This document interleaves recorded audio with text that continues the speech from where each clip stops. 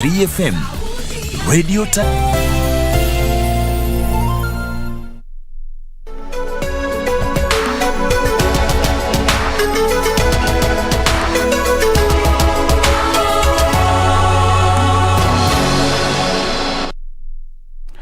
Karibu tena mtazamaji, ni furaha iliyoje kufahamu kwamba unazidi kutizama runinga hii yenye ushawishi mkubwa kwenye taifa hili, hasa Kurunzi Mashinani. Tunasonga mbele na taarifa zetu, na kama nilivyodokeza hapo awali, kuna taarifa ambayo inaendelea kutokota katika gatuzi la Mombasa, ambapo ni kongamano linalowahusisha wahandisi, ukipenda katika lugha ya King'eng'e engineers, na kongamano hilo linaongozwa na katibu katika Wizara ya Uchukuzi Chris Obure, na arifiwa mwanahabari wetu O'Brien Kimani yuko pale kutufahamisha mingi zaidi. O'Brien, kama wanipata, tupe taswira kamili hali ilivyo kuhusiana na kongamano hilo. Well, thank you very much, Timothy Kipnusu back there in Broadcasting House. It is day 2 of the 28th Engineers Conference taking place here in Mombasa. And of course, as we have been saying, the theme for this year is accelerating sustainable economic development. And today we have heard from different speakers about what needs to be done to enhance engineering fraternity here in Kenya. Right now, I'm joined by some of the key officials or speakers during this meeting. And of course, just next to me is the Chief Administrative Secretary in the Ministry of Transport, that is Chris Obure, and next to him is Nathaniel Matalanga, engineer. He's the president of IEK, and of course engineer Maingi. So I want to start with you, Bwana CAS.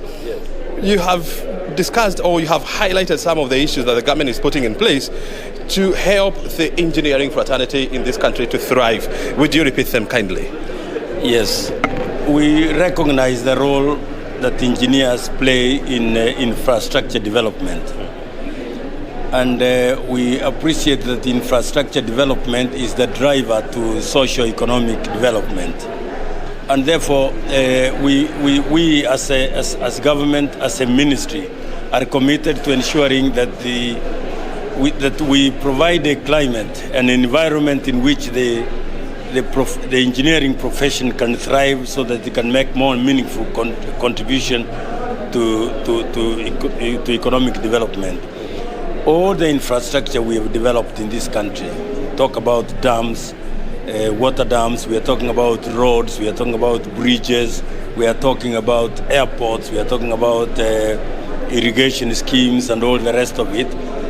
The engineers are behind this. We cannot achieve anything without the role of the role played by engineers. Mm-hmm. And therefore, we have a duty as government to ensure that we facilitate engineers to develop, gain experience, gain expertise in their respective areas, so that they can continue to drive construction of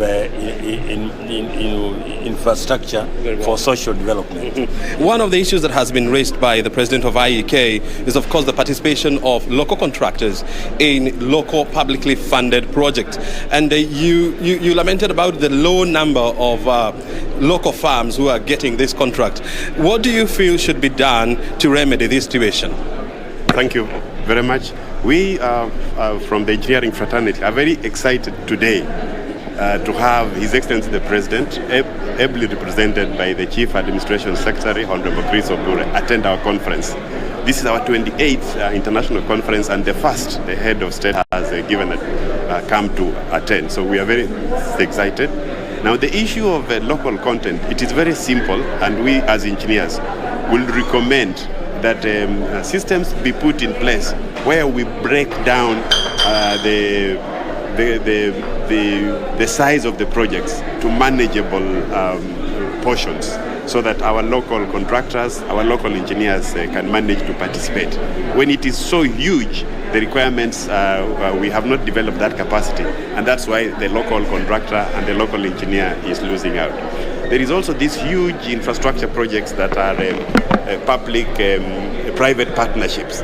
The challenges we've had is that by the time you identify a private participant who has the money to bankroll the project, most times is coming from outside. So we don't have a chance to participate as local engineers in the formulation, in the design of these projects. Because by the time they come, by the time the contracts are signed, they have already been designed. So we've only struggled to participate at the supervision stage.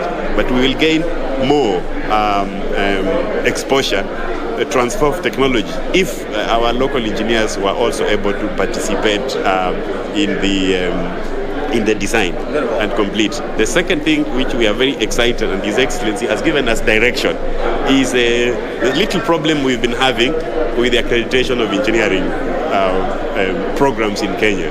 His Excellency has given direction that the Ministry of Transport should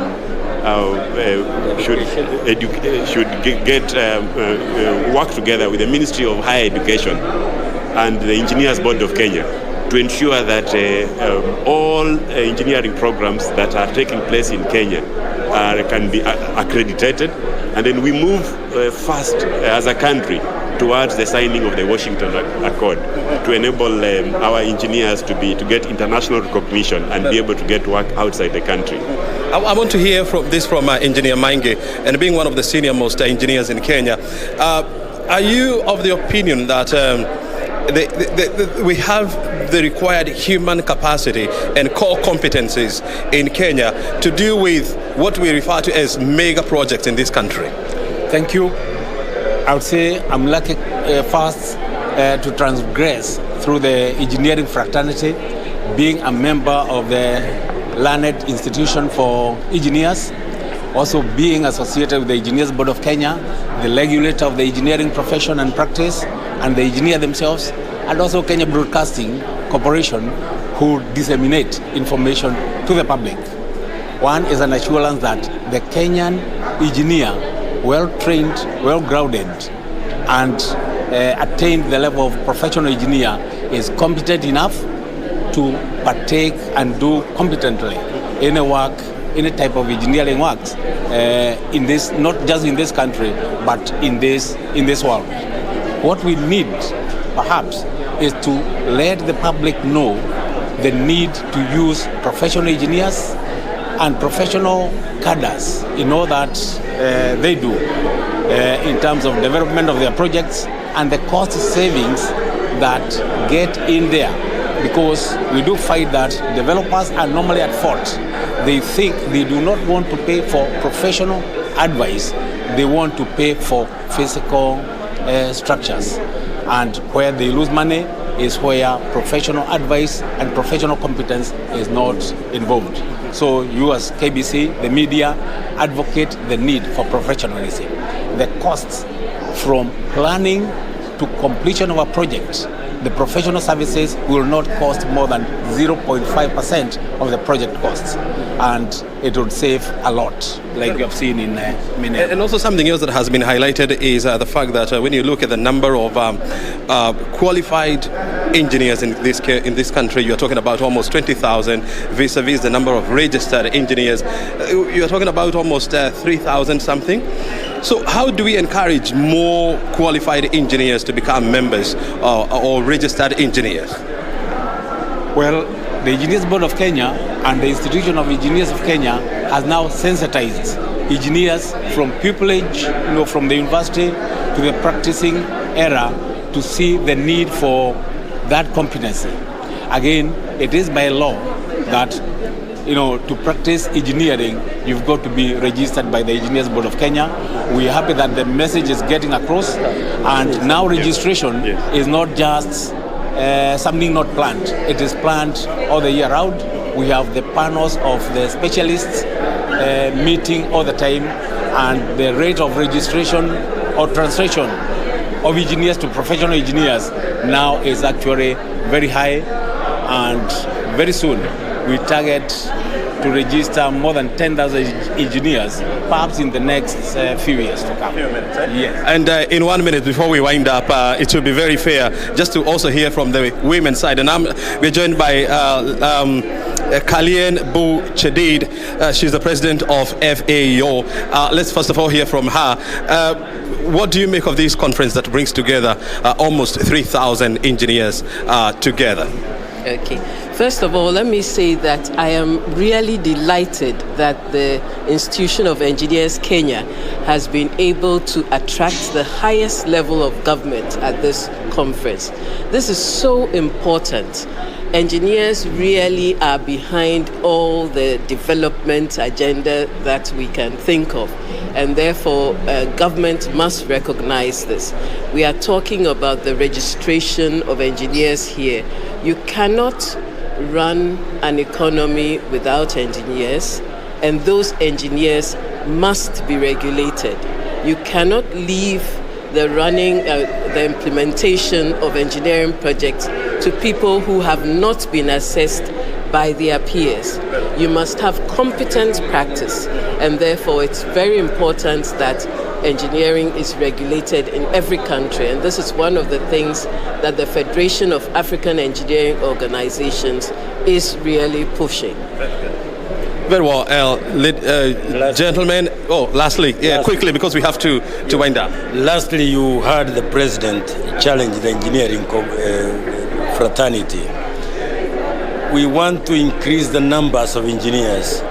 He said in the whole of Africa, we learned that in Africa, for example, we need an additional 2.5 million engineers to be able to bring the countries of Africa to the level required.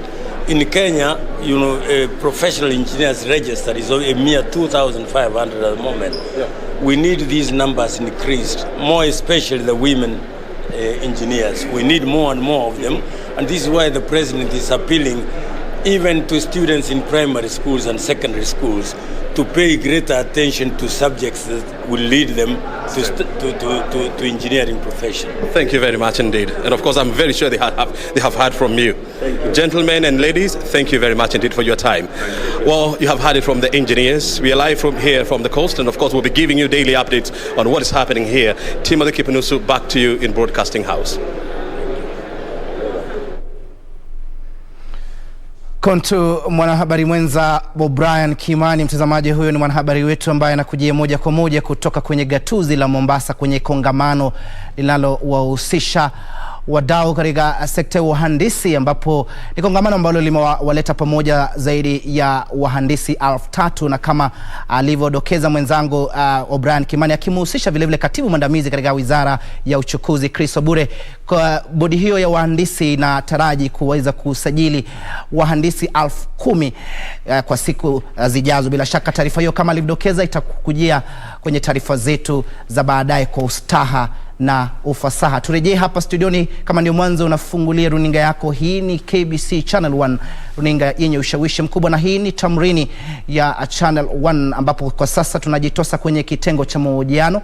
Na hii leo kwenye kitengo hicho tutakuwa nazungumzia kuhusiana na uhusiano wa hospitali za kibinafsi na serikali katika kuhakikisha kwamba huduma bora zinatolewa katika vituo vyote humo nchini. Nitakuwa napiga gumzo na meneja wa masuala ya mawasiliano katika hospitali ya kibinafsi ya Kilome gatuzi la Makueni, Moses Kioko. Asante sana Kioko kujinafasi kwenye kitengo cha mahojiano, hasa hapa kwenye shirika la utangazaji la KBC. Asante sana pia. Moja kwa moja, tueleze kuhusiana na uhusiano ambao upo kati ya serikali na hospitali za kibinafsi. Tunafahamu fika kwamba kwa sasa afya imegatuliwa. Uhusiano huo ukoje, na pengine kama kuna mapungufu utueleze kwa undani?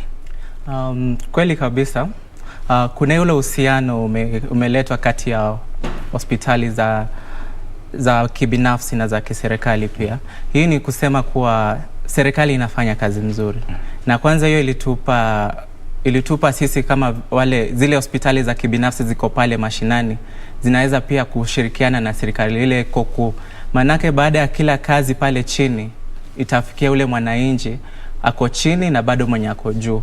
Hii ni kuwa kabisa, yani ile gap ilikuwa katikati ya wale walikuwa hawezi fikia zile huduma za afya zingeweza patikana kule juu, hapa chini zinapatikana.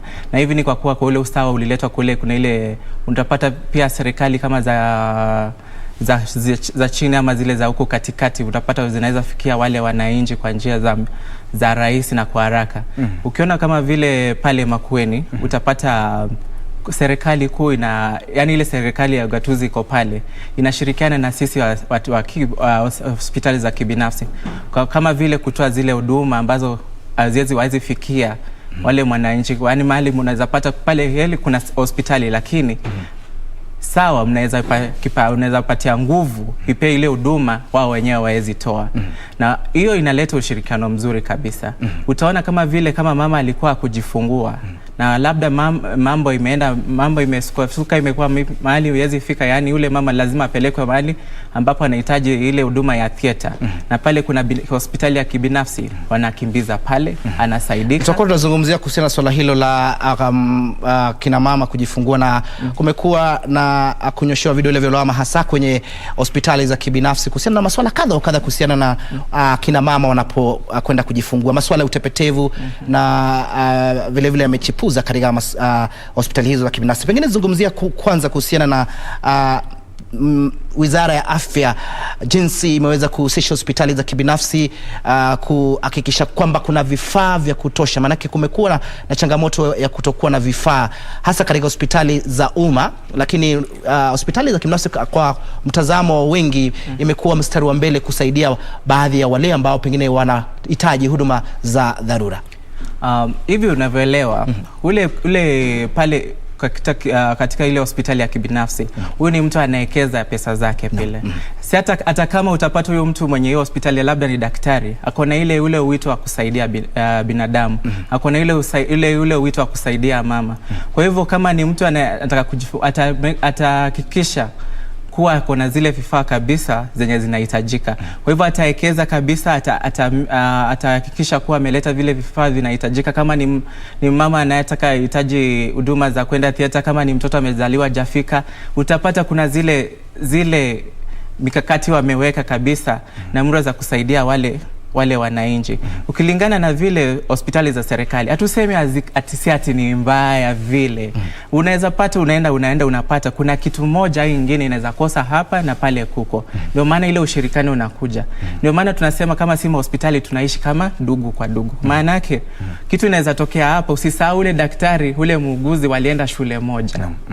Pale mtihani walifanya moja. Kwa hivyo ile akili akitoka hapa akienda pale, labda yule daktari alihitimu akakuja akaanzisha kazi yake vile.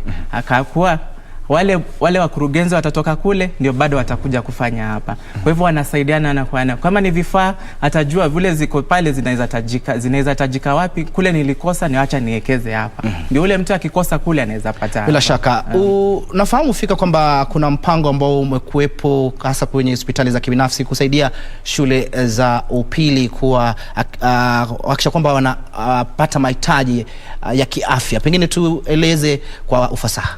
Hii ni kupitia kwa ile huduma inaitwa EduAfya. EduAfya ni education for afya, yani ya kusaidia wanafunzi wale wako kwenye shule ya upili. Unapata ule mwanafunzi anaweza enda katika hospitali ya kibinafsi, anapata huduma kama vile za kupata miwani, anaweza tibiwa akienda nyumbani, anaweza tibiwa kama mtu alazwe hospitali bila kutoa ile malipo yoyote. Hii ni ile kuwa serikali imewekeza zile pesa. Na unaweza kwenda kwa hospitali yoyote ile ya kibinafsi, lakini ikuwa imechukuliwa na serikali. Kama vile Makueni County kuna hospitali kadhaa zinazochukua ile kadi. Unapata huyu mwanafunzi ni sawa analipiwa na serikali, lakini anaweza enda wapi? Kwa hospitali ya kibinafsi. Anaweza kama amengojekea shuleni, anaweza agiza ambulance imkujie. Kama ni dawa anaweza hitaji, anapewa kwa ipasavyo. Unamake ule mwanafunzi akiwa pale shuleni afya yake iko shwari kabisa.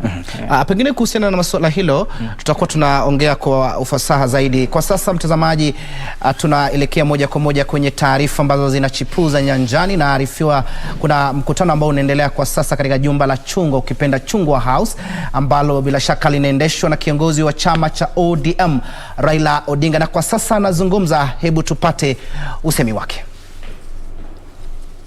Kaenda kule pande ile ya ni hapa kwa Central hapa katikati wako na mila yao. Ukuta mambo mengi huko ndani kabisa. Utakula pale Irio. Na Mbosho. Ukaenda kule Ingo kwa kina Sifuna huko.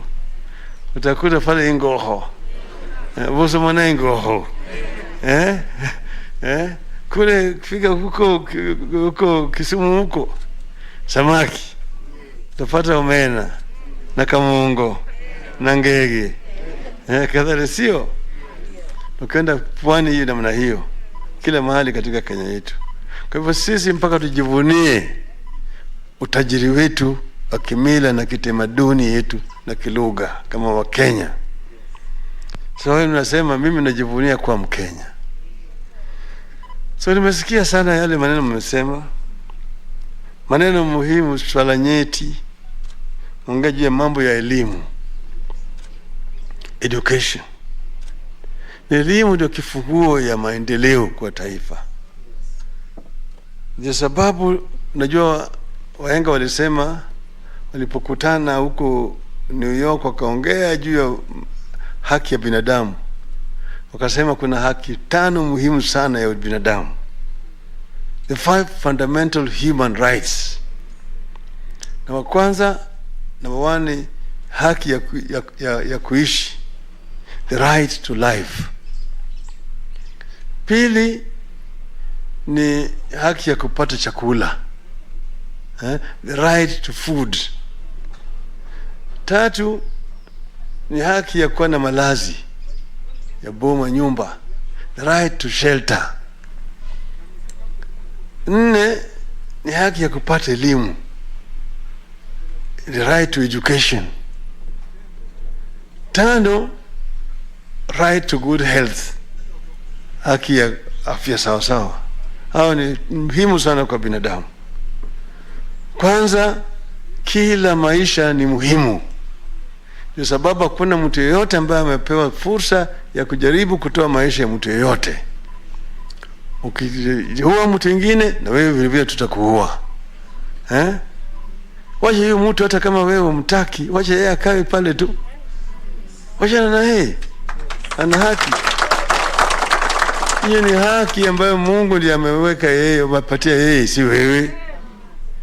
Hata kama wewe ni mtoto ambaye umezaa, si mali yako. Hiyo ni mali ya Mungu. Ukizaa na muue, tutakuua wewe vile vile. Manake yeye tayari yako na haki yake. Sasa amezaliwa, ama sivyo? Sasa tunasema right to education ni muhimu sana kwa taifa letu. Tukitaka kumaliza ufukara kwa taifa letu, mpaka watu wetu waelimike. Na haki ya kupata elimu sio zawadi, ni haki. Tunasema kila mtoto ambaye amezaliwa kwa taifa letu, wazazi wawe ni maskini hawana pesa au wazazi ni watajiri, kila mtoto yeyote apewe fursa sawa, equal opportunity to education, from kuanzia nursery, primary, secondary mpaka chuo kikuu kulingana na kipawa chake ambayo amepewa na Mwenyezi Mungu. So we must make it possible tuwe kwanza access to education, shule iwe karibu, kana nursery ambayo watoto wanaweza kukwenda wakati wote, na kienda kule aweza kupata chakula. Maana kama mtoto wako na njaa hawezi kusoma sawa sawa. Sasa ile mwalimu anaongea kule na mtoto analala tu, anasinzia. Maana yake tumbo yake kuna kitu. Labda mama alikuwa hana chochote ya kumpatia yeye. Kwa hiyo tunaweza kupewa chakula huko kwa shule. Hiyo ni jukumu ya serikali.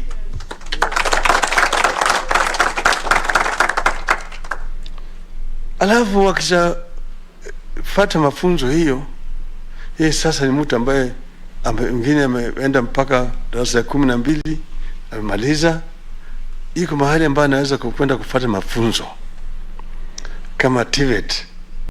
Nasema hizi TVET nataka hiyo katika kila sub county iko na TVET, ambao anaweza kwenda na kufanya kazi ya useremala, kazi ya uwashi, kazi ya mechanic, kazi ya electrician, kazi ya kuwa plumber na kadhalika. Hizi fani tofauti tofauti, hata kama fundi ya sharani na kadhalika, anaweza kushona. Sasa yeye tayari amepewa sasa namna ya maisha sahihi ambayo yeye amepata elimu. Mwingine anaweza kuwa ni ICT expert wakati wa leo. Sasa anaweza kuwa. Bila shaka mtazamaji, ni taarifa ya moja kwa moja kutoka jumba la Chungwa, ukipenda Chungwa House, na ambaye amekuwa akizungumza na kiongozi wa chama cha ODM Raila Odinga, ambapo wanakutana na wajumbe kutoka Ukambani. Amezungumzia masuala ya haki za kimsingi, akiwarai wazazi kuhakikisha kwamba watoto wao wanapata elimu, na si tu elimu bali elimu bora. Bila shaka taarifa hiyo kwa ufasaha ni kwenye taarifa zetu za hapo baadaye, ikiwemo taarifa ya Lunchtime News, vile vile na saa 1 na saa 3. Turejee kwenye kitengo cha mahojiano, na nimesalia na dakika 5. Nimekuwa nikimhusisha Moses Kioka ambaye ni meneja wa masuala ya mahusiano, bila shaka kuzungumzia uhusiano uliopo kati ya serikali na hospitali za kibinafsi katika kuhakikisha kwamba huduma bora inatolewa katika vituo vya afya. Kabla ya kuchukua mapumziko, ulikuwa unazungumzia kuhusiana na Linda Mama, na kuna wengi ambao wana ufahamu kuhusiana na huduma hii ambayo inatolewa kwa kina mama wajawazito. Pengine tueleze kwa ufasaha. Kwanza kabisa, ni haki ya kila mama kujifungua kwa ufasaha na kwa haki, na ule mtoto wake apate ile usaidizi unaofaa pale hospitalini. Ndio maana yake pale serikali kuu ilikuja na ile NHIF kategori ya Linda Mama. Linda Mama hii ni kadi ya afya ambayo mama anajaza wakati wowote ule akipata mimba. Popote pale, bora akuwa na miaka 18 na kwenda juu.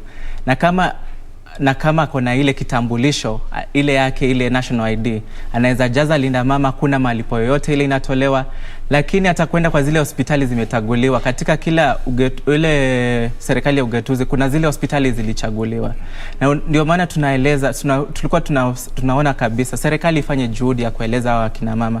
Maana unaweza pata pale katika ile hospitali ya serikali kuna msongamano, unaenda unajipata ile maternity imejaa mama, lakini kule kwenye hospitali za kibinafsi ambayo wanachukua ile Linda Mama hakuna ule msongamano.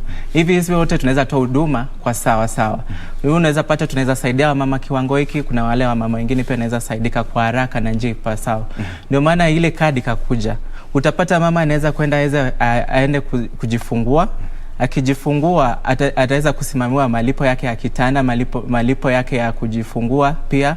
Ile inatolewa pale hospitalini itamsimamia kila kitu.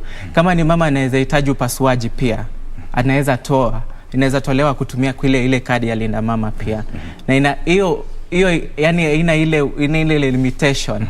Manake huyo mama baada ajifungue pia inasimamia afya yake na ya mtoto wake baada zile kliniki za mama zingine 4 mpaka atakuwa sawa. Kwa mtazamo wako, Wizara ya Afya na pengine mashirika mengine ambayo yako kwenye mstari wa mbele kuhakikisha kwamba masuala ya kina mama kujifungua vema, wameweza kutoa hamasisho kutosha kuhusiana na huduma hii ambayo inatolewa na serikali, na pengine kama haijafanya hivyo ni nini ambayo inastahili kufanywa ili waweze kuwa na ufahamu kama huu? Ningesema bado tukuna kazi ya kufanya. Ile kazi bado iko. Manaki utapata kama vile utaenda katika kijiji fulani, upate wamama wote wanajua kweli kama ni kama kujifungua, ataweka zile hela kando, kuna chochote kinaweza tokea. Bali kuna serikali inahitaji kufanya hiyo kazi. Waeleze kuna Linda Mama ilikuja.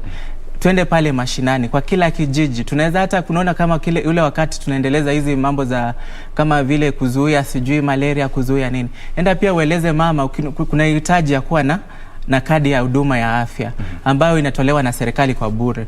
Enda uchukue, enda ujaze, utakusaidia baadaye. Kwa hivyo tuna kazi nyingi ya juhudi ya kufanya, na hivyo tunaweza fanya katika zile viwango ama hospitali ziko kule mashinani pia. Zikuwe at least kukuwe na mtu mmoja kutoka kule juu anayesaidia wamama ambao wako karibu kujifungua ama wanaendeleza zile kliniki jinsi watapojipanga na afya yao. Manake pale juu utapata kama hao wengine mtu anaweza kuafford ile kadi ya kawaida, atajilipia mwenyewe, lakini huyu mwenye ajui kuna changamoto. Tukitamatisha, manake mwelekezi anaarifu kwamba ni wakati wa kufungasha. Hospitali za kibinafsi kupewa sifa sufufu katika kusaidia masuala ya dharura hasa wakina mama wanapojifungua. Lakini kuna vile vile kunyoshewa vidole vya lawama kuhusiana na utepetevu. Moja, mbili ni wao kuchangamkia wafanyia upasuaji akina mama badala ya kuangazia pengine wao kuzaa ile ya kawaida. Angazia kwa kiduchu kama sekunde 30 swala hilo. Sitakata. Lakini unaona venye nilikwambia pale mbeleni. Hii ni hospitali ya kibinafsi. Ule mtu ataangalia, atafuta pesa, ashikwe na tamaa. Hapo ndio sasa anaelekea ule upande. Lakini kama uko na ule wito wa kusaidia mama, utamsaidia. Kama ni wito wa kumsaidia mgonjwa na si wa upasuaji, utamfanya.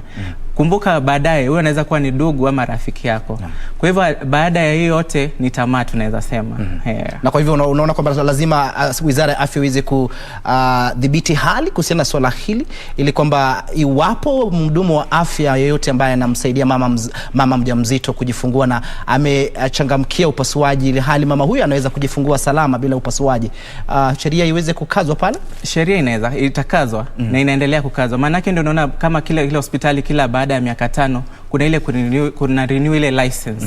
Ukirenew ile license, kuna wale wanatumwa na board wanakuja wanaangalia hii miaka yote 5 mmefanya nini, mmekuwa mkizalisha wamama kwa njia ipi, kama alikuwa upasuaji mbona mlifanya hivi, kama kulikuwa na ile kuna kitu ilitokea ambayo si ya kueleweka, wanasimamisha zile huduma. Ndio unapata hospitali sasa zimejikaza zifanye ile ya haki na ya ukweli.